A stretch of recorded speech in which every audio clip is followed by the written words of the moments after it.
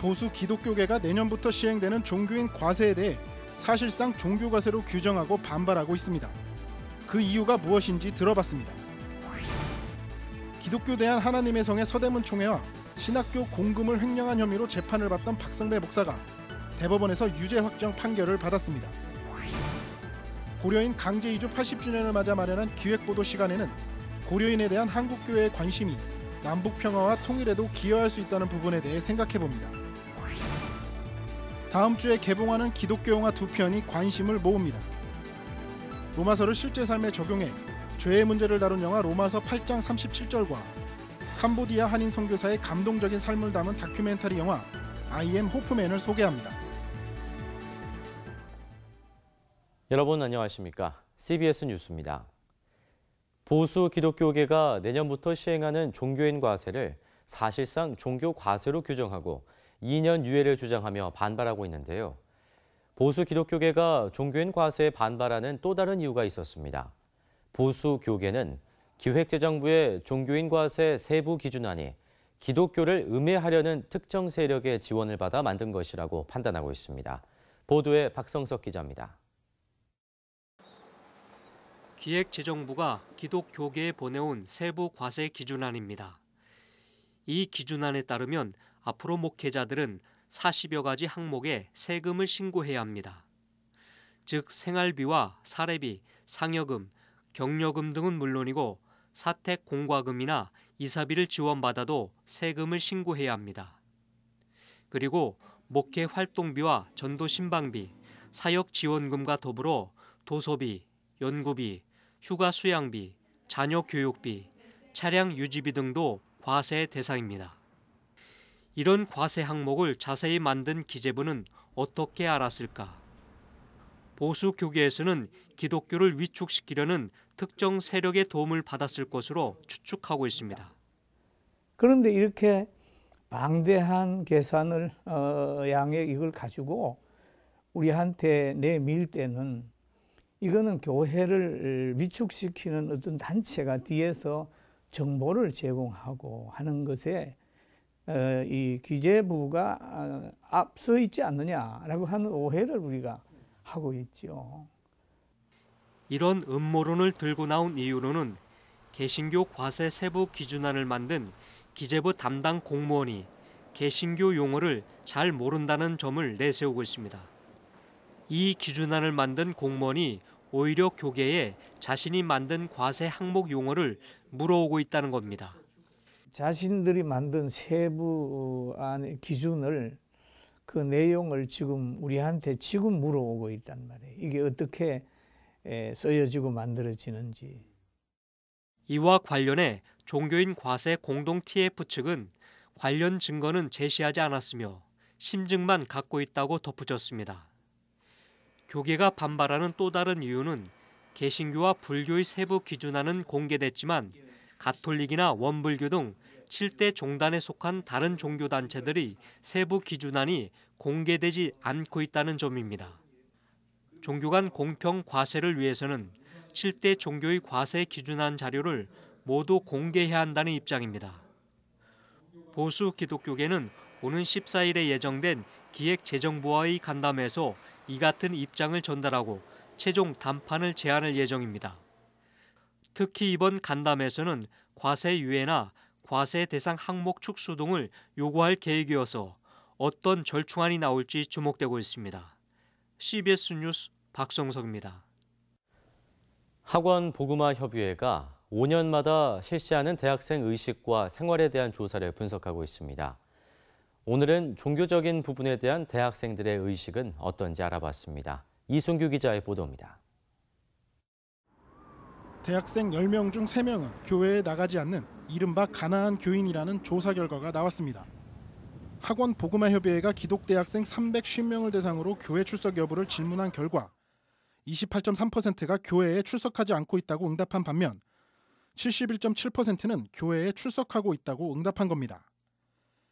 교회에 출석하지 않는 이유를 묻는 질문에는 45.5%가 학업이나 아르바이트 등으로 바빠서라고 응답했고 24.2%는 자유로운 신앙생활을 원해서, 신앙에 대한 회의라고 응답한 비율도 10.1%나 됐습니다. 설문조사 결과를 분석한 실천신학대학원대학교 조성동 교수는 가나안 성도들을 정죄하기만 할 것이 아니라 그들의 생각을 존중하면서 이끌어줄 필요가 있다고 제안했습니다. 이 사람들이 그렇다고 해서 신앙을 버리거나 그래도 교회를 뛰쳐나간 상태는 아니기 때문에 오히려 격려하고 좀 더 나은 모습으로 올 수 있도록 좀 서로 간에 이끌어주는 그런 신앙의 공동체를 만들면 좋겠습니다. 한국교회가 시급하게 해결해야 할 과제를 묻는 질문에는 41.7%가 세속화를 꼽았습니다. 38.6%가 목회자의 자질 부족을, 14.9%는 교파가 너무 많아 하나 되지 못함을 지적했습니다. 개교의 중심주의를 해결해야 한다고 답한 비율 역시 14.9%를 나타냈습니다. 처음 교회를 출석한 시기를 묻는 질문에는 65.3%가 태어나면서부터 믿었다고 응답했으며 대학생이 되고부터라는 응답은 4%에 그쳤습니다. 눈여겨봐야 할 점은 군대 시절부터 믿었다는 응답은 0.8%에 불과하다는 겁니다. 이는 한국교회가 집중해온 군선교 전략에 대해 점검이 필요하다는 의미로 전문가들은 무조건 세례를 베풀고 그 숫자에 의미를 두는 방식에서 벗어나야 한다고 조언했습니다. 이번 설문조사 결과는 빠르게 변하고 있는 대학생들의 생활과 의식을 분석해 교회가 전략적으로 대응해야 함을 보여주고 있습니다. CBS 뉴스 이승규입니다. 명성교회 세습의 당사자인 새노래 명성교회 김하나 목사가 사임 의사를 공개적으로 처음 밝혔습니다. 인터넷 매체 뉴스앤조이에 따르면 김하나 목사는 오늘 새노래 명성교회 구역장 모임에서 이번 주 주일에 교회를 사임하고 명성교회로 부임하겠다는 뜻을 밝혔습니다. 김 목사는 명성교회가 어려운 상황을 맞아 이번 주일 사임하게 됐다며 죄송하다고 사과했습니다. 기독교 대한 하나님의 성회 소대문 총회와 신학교 공금을 횡령한 혐의로 재판을 받던 박성배 목사가 유죄 확정 판결을 받았습니다. 대법원은 어제 박성배 목사의 상고를 기각하고 징역 4년 9개월을 선고한 원심을 확정했습니다.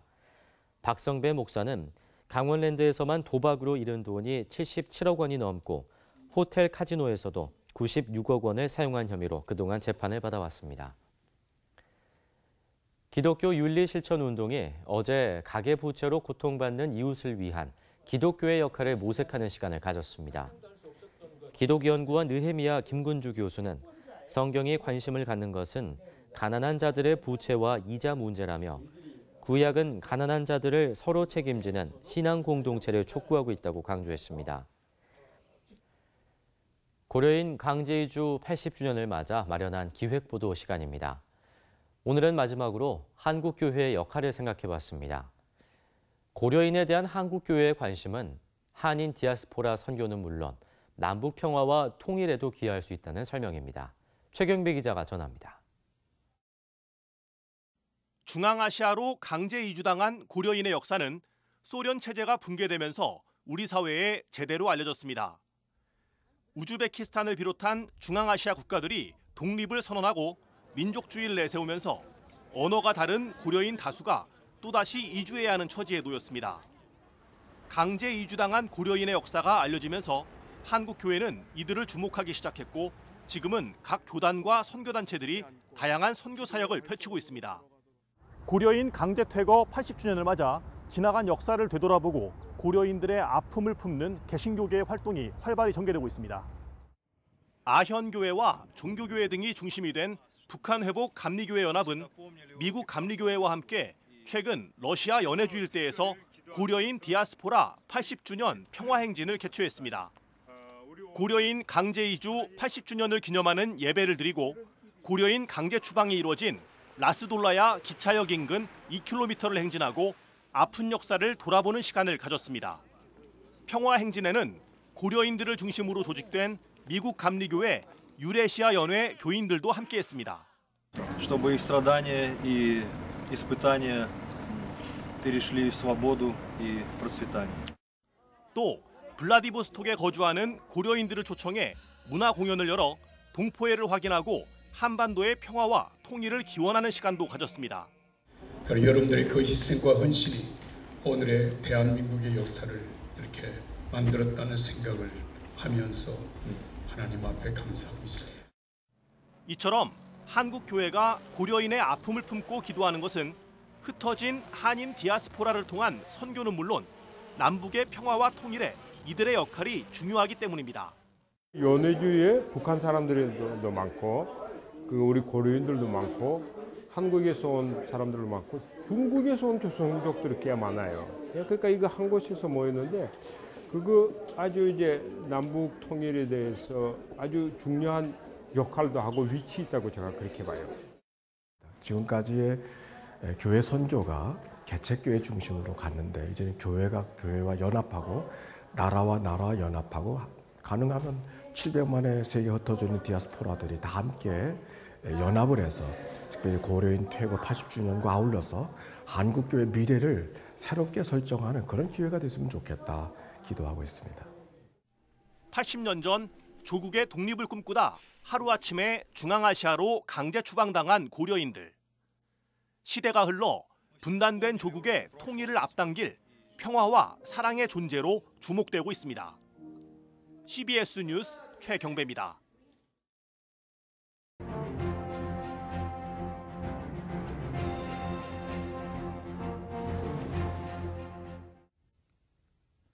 한때 전쟁 직전까지 갈 것 같던 한반도 분위기가 숨고르기에 들어갔습니다. 거침없이 긴장을 고조시키던 북한은 도발을 잠시 자제하고 있고 거친 언사를 쏟아내던 트럼프 미국 대통령도 절제 않은 모습을 보이고 있습니다. 이번 주 한미 정상회담에서 한반도 평화라는 확고한 기본 원칙에 합의한 것은 고무적인 일입니다. 하지만 한반도에서 전쟁 가능성이 완전히 사라진 것은 아닙니다. 북한이 언제 핵실험과 미사일 발사를 재개할지 알 수 없고 트럼프 대통령 역시 돌발 언행으로 또다시 긴장을 고조시킬 수 있기 때문입니다. 마주 달리는 열차처럼 양보를 모르는 강대강 대결이 재개되거나 우발적인 군사적 충돌이 일어난다면 한반도는 심각한 위기 상황에 처하게 될 것입니다. 이제 한국교회는 평화를 위해 더욱 뜨겁게 기도해야 합니다. 한반도에서 핵이 사라지고 전쟁 위기가 없어지도록 반핵 반전, 평화를 위한 기도 소리가 모든 가정과 교회에 가득 차야 합니다. 하나님이 트럼프 대통령과 함께 하신다는 피켓처럼 미국에 맹목적으로 의지한 행태는 어리석은 짓입니다. 우리는 오직 하나님께 간구해야 합니다. 평화를 위한 기도와 함께 우리는 한반도 평화를 구조적으로 보장할 수 있는 평화체제 실현에도 관심을 가져야 합니다. 한국교회와 크리스천 모두 한반도 평화 실현을 위한 현실적 정책이 무엇인지 고민해야 할 시점입니다. 일각에서 주장하는 선제 공격이나 우리도 핵무장을 하자는 식의 감정적 대응은 결코 해결책이 될 수 없습니다. 평화를 위해서는 아무리 미워도 상대방과 대화해야만 합니다. 평화협정 체결, 미국과 북한의 수교, 남북 간의 기본협정 체결 등 여러 가지 대안이 이미 제시되고 있습니다. 지난 1991년 남북한 유엔 동시가입 당시 보수 측에서는 북한을 국가로 인정할 수 없다. 반면 진보 측에서는 한반도 분단 고착화 음모라고 반발했었습니다. 하지만 시간이 지나자 한반도 평화를 위한 현실적 선택이었음을 모두 인정했습니다. 이 시점의 평화체제 논의도 국제정세를 고려해 보다 냉철하게 이루어져야만 합니다. 트럼프 대통령 방한 당시 한국교회는 찬성과 반대 진영으로 갈라섰습니다. 박근혜 전 대통령 탄핵 국면에서도 마찬가지였습니다. 하지만 한반도 평화를 위해서는 정치적 이념적 차이를 앞세우면 안 됩니다. 지금은 민족의 생존과 번영을 위해 진심으로 하나님께 간구하고 평화체제 실현을 위해 지혜를 모아야 할 시점입니다. CBS 논평이었습니다.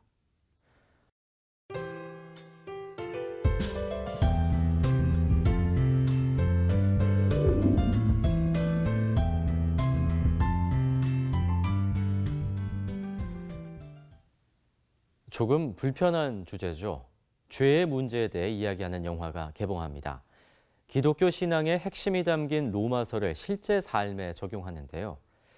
캄보디아 한인 선교사의 감동적인 삶을 담은 다큐멘터리 영화도 관객들을 찾아옵니다. 다음 주 개봉하는 기독 영화 2편을 이비나 리포터가 소개합니다. 평소 자신이 믿고 따르던 형 요섭을 돕기 위해 요섭이 담임 목사로 심우하는 부순교회 간사로 들어간 기섭. 요섭을 둘러싼 무수한 의혹을 부정하던 기섭은 사건의 실체와 마주하며 혼란에 빠집니다. 타인의 죄악과 동시에 자신의 죄의 문제를 직면하게 된 기섭을 통해 영화는 우리 모두의 죄의 문제를 이야기합니다. 배우들의 탄탄한 연기력과 섬세한 심리 묘사가 오랜만에 찾아온 기독 극영화에 빠져들게 합니다. 영화 동주의 각본과 제작을 맡은 신현식 감독의 신작으로 5년간의 고민의 시간을 거쳐 탄생한 작품입니다. 우리가 우리 죄를 외면할수록 우리에게 주어진 은혜는 우리에게 특권이 된다고 생각합니다. 그래서 이 작품을 만든 목표는 크리스찬이나 넌 크리스찬이나 이 작품을 보고 나서 우리 모두 그 누구도 내가 죄인이 아니다라는 생각을 하지 못하게 하고 싶은 게 중간중간 떠오르는 성경 구절과 주인공의 마지막 고백, 회개하지 않는 이를 위해 죽기까지 기도하는 인물 등 영화 곳곳에는 의미심장한 설정들로 가득합니다. 또 원로 목사와 후임 목사의 갈등과 교회 내부의 권력 투쟁, 죄의식 없이 욕망에 사로잡힌 목사와 그런 목사를 우상처럼 떠받드는 성도들의 모습 등 한국 교회의 민낯을 그대로 드러낸 영화는 사회 고발성 영화가 아니라는 감독의 변에도 불구하고 한국 교회에 시사하는 바가 큽니다. 1인당 GDP 1,400달러의 세계 최빈국 캄보디아. 캄보디아 수도 푸놈펜에는 도심 재개발 사업에 밀려 강제 이주된 이들이 살아가는 판자촌 언동마을이 있습니다. 이곳에서 학교는 꿈도 꾸지 못한 채 쓰레기를 뒤지며 살아가는 아이들을 위해 한국인 임만호 선교사는 지난 2002년 학교를 세웠습니다. 호프스쿨이란 이름으로 희망을 심어가던 임 선교사는 파킨슨병에 걸리고 마다들을 잃는 충격적 사건까지 겪게 됩니다. 시련 속에서도 아이들의 곁을 지킨 임 선교사는 지난 2016년 17명의 고등학교 졸업생을 배출해냅니다. 임 선교사의 사역과 캄보디아 아이들의 이야기를 8년 동안 기록한 영화 I am 호프맨은 나연태 감독이 제작하고 이영표 축구 해설위원이 나레이션을 맡았습니다. 영화 I am 호프맨과 로마서 8장 37절은 모두 오는 16일 개봉합니다. CBS 뉴스 이빈나입니다. 날씨입니다. 내일은 전국이 대체로 맑겠습니다. 아침 최저 기온은 영하 1도에서 영상 9도, 낮 최고 기온은 영상 10도에서 15도가 되겠습니다. 이상으로 CBS 뉴스를 마칩니다. 평안한 밤 보내시기 바랍니다.